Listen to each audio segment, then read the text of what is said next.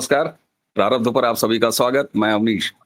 Channel को आपने subscribe कर रखा है। हर वीडियो को लाइक जरूर कीजिए ताकि ज्यादा से ज्यादा लोगों तक प्रारब्ध की बात पहुंचे, और इसी के साथ अगर शेयर करेंगे तो यह अतिरिक्त स्नेह है, और बेल आइकन दबाएंगे तो प्रारब्ध के किसी बातचीत की सबसे पहली सूचना आपको मिलेगी। आइए आज की बातचीत शुरू करने के लिए स्वागत कर लेते हैं व्यालोक जी का। व्यालोक जी, बहुत बहुत स्वागत, नमस्कार। जय सिया राम। जय जय सिया राम। व्यालोक जी, कल शाम को बम विस्फोट हुआ भारत में, और सुना है कि चुनाव आयोग तब से थर्राया हुआ है। बम विस्फोट ये हुआ कि राहुल गांधी जी ने बिल्कुल एक कारपोरेट प्रेजेंटेशन की तरह पीपीटी प्रेजेंटेशन किया, और कर्नाटक की वोटर लिस्ट में, बेंगलोर कर्नाटक की वोटर लिस्ट में तमाम खामियां दिखाते हुए अंततः उन्होंने गर्जना की कि हे इलेक्शन कमीशन, अब पूरे भारत में एसआईआर कराओ, क्योंकि पूरे भारत की मतदाता सूचियां इसी तरह गड़बड़ हैं। बहुत सारे दर्शक इस बात से असहमत होंगे कि नहीं अवनीश जी, ऐसा तो नहीं कहा राहुल गांधी ने। फिर राहुल गांधी, उनका इकोसिस्टम, या ऐसे कहने वाले हमारे सुधी दर्शक जरा ये बता दें व्यालोक जी कि बेंगलोर की मतदाता सूची में ये खामियां गिना के राहुल गांधी इलेक्शन कमीशन को क्या कहना चाहते हैं? वो यही तो कहना चाहते हैं कि सिर्फ बिहार नहीं, सिर्फ महाराष्ट्र नहीं, सिर्फ कर्नाटका नहीं, उत्तर प्रदेश, वेस्ट बंगाल, जम्मू कश्मीर और अंडमान निकोबार, और उसी के साथ अगर करा सको तो सेंटेनल आइलैंड में भी एसआईआर करा दो। इतना शानदार बम विस्फोट और इतनी सकारात्मक राजनीति राहुल गांधी की। वाह वाह चुनाव आयोग, आपने तो राहुल गांधी को मतलब बिल्कुल सकारात्मक बना दिया। धन्यवाद सर। एसआईआर। व्यालोक जी, देखिए, कल जब ये बम विस्फोट हुआ तो मैं लाइव तो नहीं देख पाया, लेकिन बाद में मैंने उसको पूरा देखा, और यकीन मानिए कि मैं बीमार हो गया था कल, लेकिन इतनी हंसी मुझे आई कि मैं एकदम प्रसन्न हो गया। राहुल गांधी के साथ दिक्कत यह है कि वो क्या बोलते हैं उनको खुद समझ में नहीं आता। पहला पॉइंट ये है कि बेंगलुरु में, कर्नाटक में वो जो आरोप लगा रहे हैं, उस समय सरकार किसकी थी मियां? सरकार तुम्हारी थी। चुनाव आयोग के बीएलओ से लेके सारे लोग तुमने चुने। अब तुम गड़बड़ी दिखा रहे हो। अव्वल तो, और चुनाव आयोग यही तो कह रहा है, बिहार में एसआईआर का तुम विरोध करते हो, सड़कों पर उतर जाते हो। अभी बिहार में विपक्ष ने कम बवाल थोड़े न काटा। और आपको मैं ये बताऊं कि 7 दिनों की समय सीमा कल खत्म हो गई। किसी भी तरह की आपत्ति, विपत्ति, फर्जी पने वगैरह को जो भी बताना था, चुनाव आयोग ने 7 दिनों का टाइम दिया था। अब ये क्या करेंगे? राहुल गांधी एंड कंपनी, ये लोग कोई आपत्ति दर्ज नहीं कराएंगे, कोई ऐसी सूचना नहीं देंगे कि भाई हमारे साथ अन्याय हो गया, हमारे साथ दिक्कत हो गई, और उसके बाद चुनाव आयोग पर भड़केंगे, चुनाव आयोग पर हाय तौबा मचाएंगे। दूसरी बात, ये भाई साहब बोल रहे हैं कि चुनाव आयोग हमें ऑनलाइन क्यों नहीं देता है, मतलब इलेक्ट्रॉनिक फॉर्म में क्यों नहीं दे रहा है लिस्ट। भैया, ये तुम्हारे परनाना के समय से चली आ रही है रवायत, और इलेक्ट्रॉनिक तो हमने आज तक नहीं देखा। चुनाव आयोग सभी दलों को बाकायदा छपवा कर ही देता है, और तुम लोगों को तो दे ही दिया था। इसके अलावा हर एक चीज में मछलियां चढ़ाने और टी शर्ट दिखाने से ऐसा नहीं होता है कि आपकी डेस्परेशन छुप जाए, आपकी नाटकीयता छुप जाए। कल से जो लोग लहालोट हैं इस राहुल विंची पर कि भाई कमाल कर दिया, भाई अद्भुत कर दिया, भाई ये कर दिया, मुझे जरा ये बताइए कि बेंगलोर में एक विधानसभा क्षेत्र में इन भाई ने गड़बड़ियां दिखाई, और 7 फीट ऊंचा है तो 8 फीट ऊंचा है। आदमी तो देखिए मजेदार है, बहुत हंसी लगाता है, ये इससे आप इनकार नहीं कर सकते हैं, लेकिन उसमें तथ्य कितने हैं? ये दरअसल उसी खामख्याली का नतीजा है जिसमें चुनाव आयोग इनके घर की बपौती होता था, जिसमें ईवीएम पर कभी बवाल काटना है, कभी किसी चीज पर काटना है। इन लोगों ने चुनाव आयुक्तों को चुनाव लड़वाया है साहब। कुरैशी साहब को दर्शक भूले नहीं होंगे, कुरैशी साहब ने क्या किया, और आप सारी चीजें करके गए हैं और उसके बाद आप दूसरों पर लाद रहे हैं। आप वहां पर 6 फीट के फील्ड में दौड़ रहे हैं, भाग रहे हैं, और जब आपसे चुनाव आयोग ने तुरंत चिट्ठी भेज दी तब कितना मजा आया। तब कह रहे हैं कि मेरा वचन ही मेरा शासन है। यार, आप शिवगामी देवी थोड़े हैं, आप राहुल विंची हैं। आपका वचन आपका शासन नहीं है, क्योंकि आप तो आदतन झूठे और लबाड़ हैं। कम से कम 10 बार तो आप माफी मांग चुके हैं कोर्ट में, अभी फिर आप मांगेंगे अगर चुनाव आयोग आपको घसीट ले। उसके बाद आप कहेंगे कि भाई मुझसे गलती हो गई, माफ कर दो। कभी आप मोदी जी पर कुछ कर देते हैं, कभी अमित शाह पर। अभी परसों झारखंड की यात्रा हुई है राहुल विंची की, सॉरी, चाईबासा में भाई साहब मानहानि के मुकदमे में हाजिर हुए थे, फिर वहां से माफी मांग के छूटे हैं अमित शाह के खिलाफ। उसके पहले कितनी बार इन्होंने माफी मांगी है। मतलब आप अगर क्रेडेंशियल्स की बात करें, आप अगर जज्बे की बात करें, या आप अगर, तो इस पूरे भारत में सर्वाधिक अविश्वसनीय कोई राजनेता है, सर्वाधिक अविश्वस, उस व्यक्ति को पता ही नहीं है भाई। उसको जो लिख के दे दिया जाता है वो बोलता है, और उसके बाद पता चलता है कि वो उसमें आए बाएं शाये बोल रहा है। इतनी बार माफी मांगने के बाद उस बम विस्फोट जिसकी तरफ आपने इशारा किया है अवनीश जी, मैं उसका परिणाम ये देख रहा हूं कि एक और माफी मांगने ये माफी वीर जाएगा, चुनाव आयोग इसको रगे देगा, और ये भागता हुआ तानाशाही की, फासिज्म की बात करेगा, लेकिन माफी मांगेगा। बस इतना। ठीक है, जी। आपने शिवगामी देवी का नाम लिया। राहुल जी ने तो कहा कि मैं राजा नहीं हूं, न राजा बनना चाहता हूं, मैं तो द होल कॉन्सेप्ट ऑफ राजा उसी के खिलाफ हूं। अब जरा गंभीरता से सवाल करें, सर ये बताइए, राहुल गांधी ने ये तो माना ना कि इलेक्शन कमीशन की जो मतदाता सूची है उसमें दोष है। अब राहुल गांधी ब्रह्मांड के नेता हैं, कांग्रेस के मालिक हैं, पूरे भारत के नेता हैं, राष्ट्रीय फिगर हैं, राष्ट्र बालक हैं। तो इसका अर्थ तो यही हुआ कि वो इलेक्शन कमीशन को कल पावर पॉइंट प्रेजेंटेशन देने के बाद ये कह रहे हैं कि आप पूरे देश में एसआईआर कराइए। तो मोदी जी को तुरंत बुलाना चाहिए और राहुल गांधी को एक पुच्ची देनी चाहिए और इलेक्शन कमीशन की तरफ गाड़ी करवा के और उसमें राहुल गांधी को बैठा के और विदा कर देना चाहिए। और इलेक्शन कमीशन को आज ही इस हमारे वीडियो को देखने के बाद तुरंत अनाउंस करना चाहिए कि अब हम क्रमबद्ध तरीके से पूरे भारत में एसआईआर कराएंगे, क्योंकि राहुल गांधी ये कह रहे हैं। राहुल विंची हर एक जगह की तरह यहां भी लेट हो चुके हैं। चुनाव आयोग ने तो घोषणा कर दी है कि बिहार के बाद पूरे देश को सलटेंगे।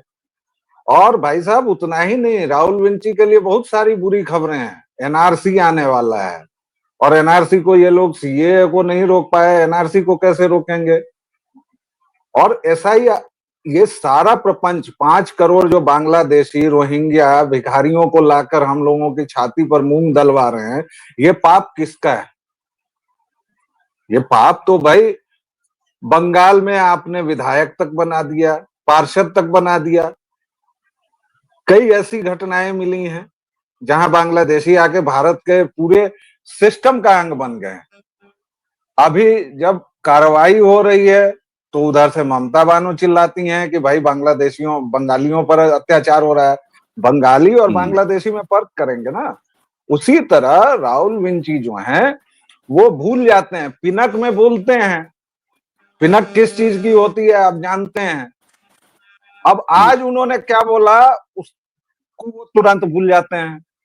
जैसे बिहार की एसआईआर को बहुत दिन नहीं हुए, मात्र 7 दिन हुए हैं जब कहा गया, उसके तो विरोध में थे आप।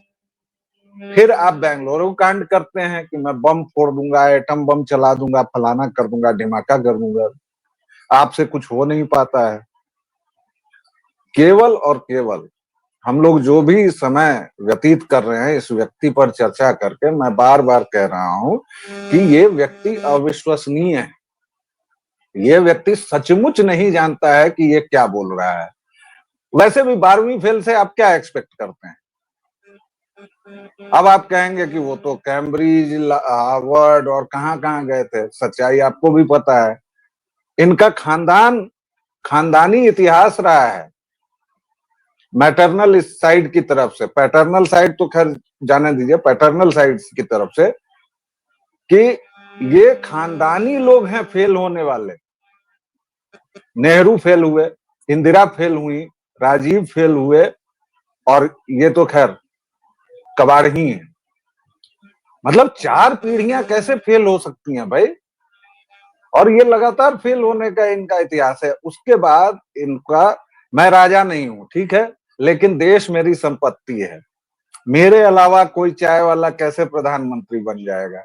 कैसे कैसे दुष्टतापूर्ण बयान प्रधानमंत्री के बारे में दिए गए, मोदी जी के बारे में दिए गए, ये हम सबके सामने है, खुली किताब है। कभी उनको चपरासी कहा गया, कभी चाय वाला कहा गया, कभी नीच कहा गया, और ये सारे के सारे कौन थे? कांग्रेसी थे। तो खलल तो वही है सर कि ये देश मेरे पिताजी का है, जागीर है। कैसे कोई दूसरा इसको 11 वर्षों से अपना सकता है? ये खलल है, और इसी के लिए राहुल गांधी परेशान है। जी ठीक है, राहुल गांधी परेशान है, वो राजा नहीं है। अरे तुमको राजा बनाई कौन रहा है, वो सब ठीक है। अब ये बताइए, कल के कथित बम धमाके के बाद अब होगा क्या? उखड़ेगा क्या? उपजेगा क्या? ये तो मैंने पहले ही कह दिया है भाई साहब कि कल के बाद एक और माफी की तैयारी हो रही है। माफी वीर माफी मांगेंगे और फिर कह देंगे बाहर आके चमकते हुए कि मैंने चुनाव आयोग को झुका दिया, मैंने इसी को झुका दिया, मैंने ये कर दिया, मैंने वो कर दिया। ये इस व्यक्ति को कोई कैसे गंभीरता से लेगा सर, मुझे ये बताइए। मतलब आप कोई बयान देते हैं, उस पर आप टिके रहते नहीं है। आपके बयानों में न तथ्य होता है, न तर्क होता है। आप कभी भी कुछ भी बोल सकते हैं। तो आपके अच्छा व्यालोक कुछ जी, चमचों को मैं रोक छोड़ रहा हूं के, आपको। जी मैं आपको टोक रहा हूं। जी जैसे आपने कहा कि एक और माफी की तरफ ये बढ़ रहे हैं, तो क्या इलेक्शन कमीशन इनके ऊपर कोई कार्रवाई करेगा? कैसे कैसे ये बिल्कुल माफी मांगेंगे? आखिर इसमें तो बिल, पार्टी इलेक्शन कमीशन है ना? बिल्कुल करना चाहिए। और चुनाव अच्छा, आयोग ने करना कहा चाहिए। है, चुनाव आयोग ने हाँ, कहा है कि भैया लिखित में दो, नहीं तो कार्रवाई के लिए तैयार रहो, कुछ भी बोल रहे हो। चुनाव आयोग का ये स्टेटमेंट है। अब अगर चुनाव आयोग कुछ नहीं करता है तो उसकी मर्जी, लेकिन उसका स्टेटमेंट तो है। और हाँ, ये स्टेटमेंट का क्या मतलब है?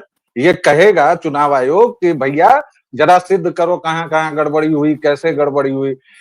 आप समझ रहे हैं हुँ। इस देश के वही मैं लोकतंत्र पर समझना चाह कितना रहा था। बड़ा हुँ, हमला बोला है राहुल विंची ने, हुँ, कि सरकार उस संस्थान के साथ मिलकर वोट चोरी कर रही है जो इस देश में फेयर और निष्पक्ष इलेक्शन कराने के लिए प्रतिबद्ध है। और ये व्यक्ति सभी संवैधानिक संस्थाओं को, ये सुप्रीम कोर्ट पर उठा चुका है।